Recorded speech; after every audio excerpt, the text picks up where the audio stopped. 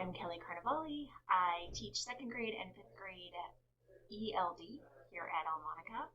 I chose to read a book called Imagine by Juan Felipe Herrera. Juan Felipe Herrera actually is from my hometown in California, and he was the poet laureate of the United States. So this book is Imagine. It is a little bit of a biography, and it was illustrated by Lauren Castillo. And this book is a little bit about the coming to a new country. And if you'll notice the map behind me, it is actually North America, and it's a land acknowledgement map for all the Native Americans that were living before all the immigrants from various places around the world started arriving. Imagine by Juan Felipe Herrera, illustrated by Lauren Castillo. If I picked chamomile flowers as a child in the windy fields and whispered to their fuzzy faces, imagine. If I let tadpoles swim across my hands in the wavy creek, imagine.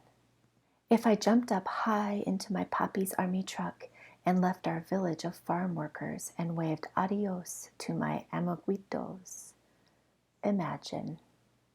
If I let the stars at night paint my blanket with milky light, with shapes of hungry birds while I slept outside, imagine what you could do. If I helped Mama feed the hopping chickens and catch the crazy turkey in the front yard of our new village, imagine. If I walked through the evening forest at the top of a mountain with a silvery bucket to fetch water from the next town, imagine. If I moved to the winding city of tall, bending buildings and skipped to a new concrete school I had never seen, imagine.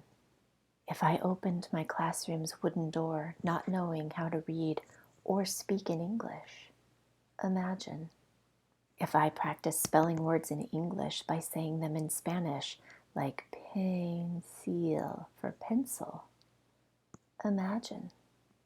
If I collected gooey and sticky ink pens because I loved how the ink flowed like tiny rivers across soft paper, imagine.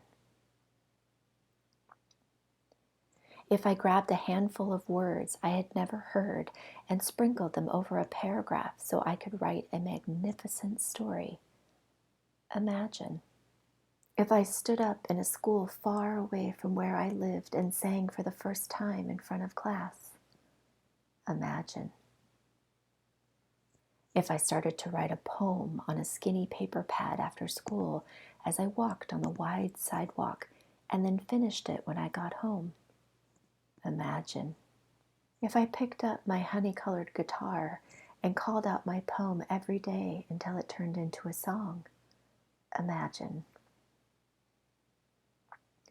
If I gathered many words and many more songs with both of my hands and let them fly over my mesa and turn them into a book of poems, imagine.